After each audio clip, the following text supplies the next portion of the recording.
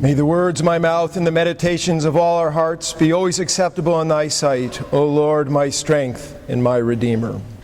Amen. Good morning. So fun to see everybody here this morning. I don't know if you were listening with particularly piqued ears this morning, but that letter from James is quite a corker. In the letter, James sounds like one of those Eastern mystic Zen teachers standing barefooted in a zendo somewhere across the world. And he says that incredible little sentence, "The tongue is a fire." About 15 years ago, I was serving at St. Paul's Episcopal Church in Cleveland Heights, Ohio, and I heard a man tell a story that bore witness to this statement, "The tongue is a fire." We were doing anti-racism training in the basement of the church, and it's a big basement, but perfectly 1950-esque linoleum floor. We were sitting in a gigantic circle. I seem to remember that there were 54 chairs around the circle. And somebody was talking about the area of the Heights, that's Cleveland Heights and Shaker Heights and University Heights, and what an extraordinary place this is on the planet. It is multiracial and multi-ethnic, just an incredible culture to grow up in. And then one of the men sitting in the circle said,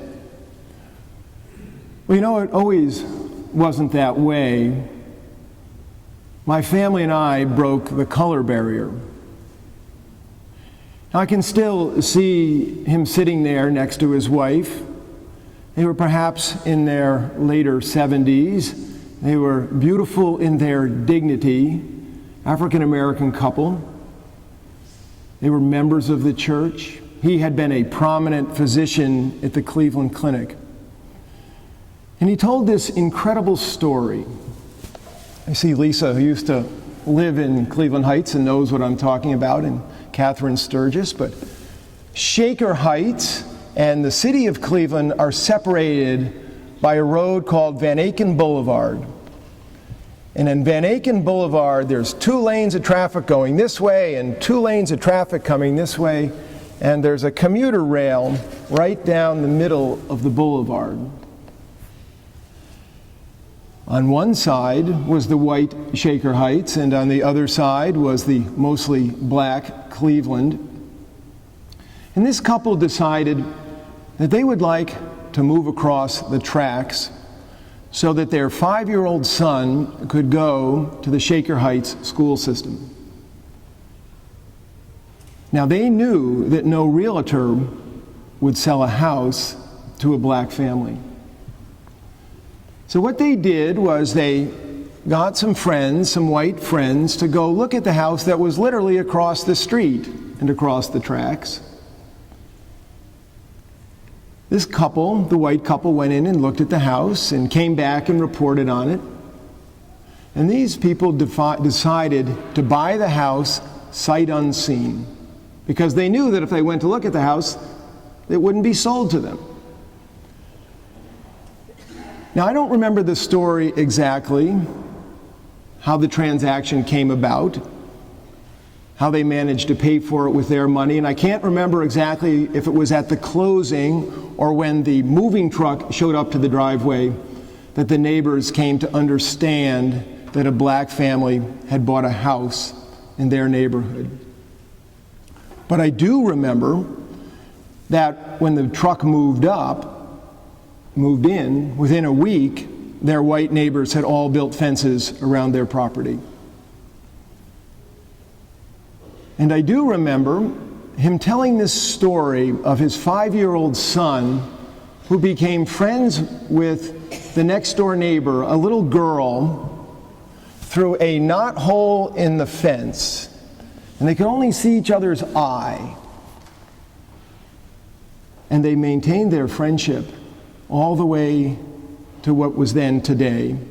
In fact, that 5-year-old was a member of our church also. He was 40, married, and had 2 kids. I think a 5-year-old and a 3-year-old himself. And he told this extraordinary story about what happened when they crossed over. And then there was this silence. And he said, "You know what I learned?" He said, "I learned that the saying, 'Sticks and stones may break your bones, but words will never hurt you,' was the greatest single untruth of all time." And he said, "Oh, how I wish they had used sticks and stones. Oh, how I wish that they broke my bones."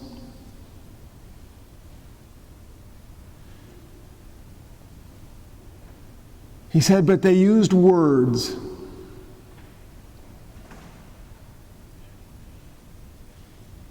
Devastating words. And I do not know if I will ever heal."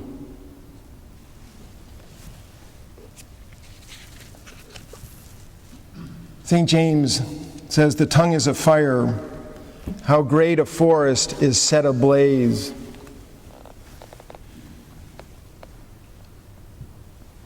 When I was first a boarding school chaplain, we lived in a girls' dorm. It was fun for about a week.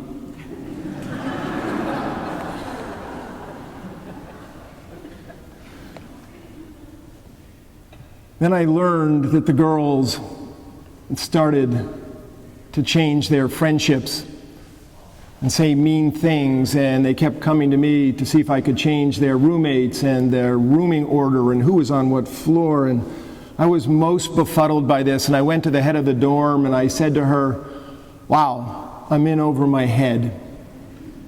And she said, "Yes, you are." She said, "Stay in your apartment, I'll take care of it." I went to the headmaster of the school and I said, "You got to get me out of here." The next year I was in a boys' dorm. My first night there, I can still remember it. The captain of the hockey team from Canada. And the chief, how shall we call him, hippie, were having a disagreement. It nearly broke into fisticuffs, and I was so happy.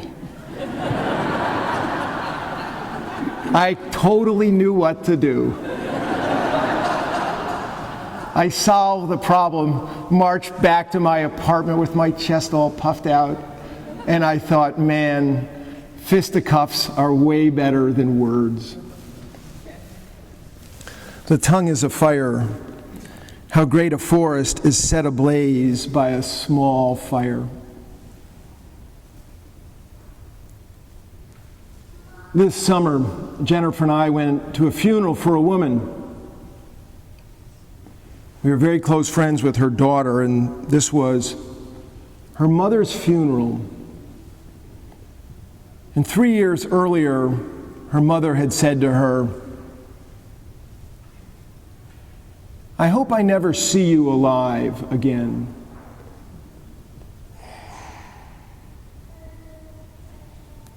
She didn't.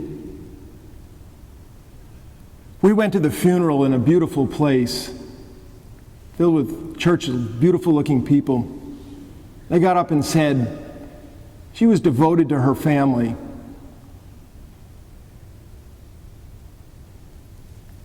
It was awful. The tongue is a fire. How great a forest is set ablaze by a small fire. There are things that are said, but there are also, as we say in confession, things that are unsaid.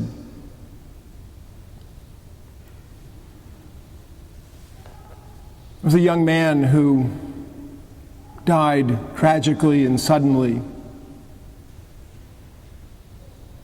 We had an incredible funeral for him.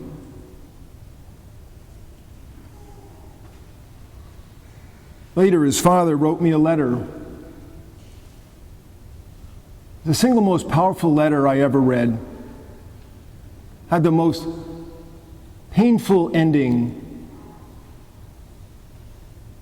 I ever read. I remember it.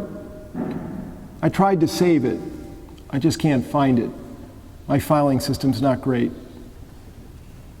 The letter said this: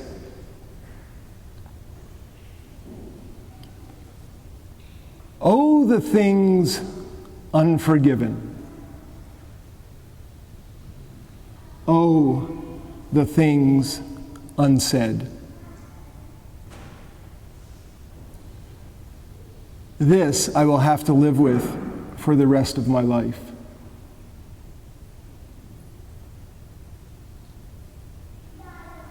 St. James very realistically says in his letter that we all make mistakes.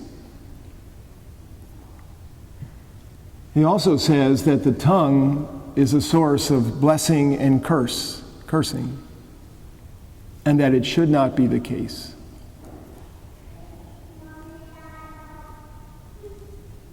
We all have to contend with this.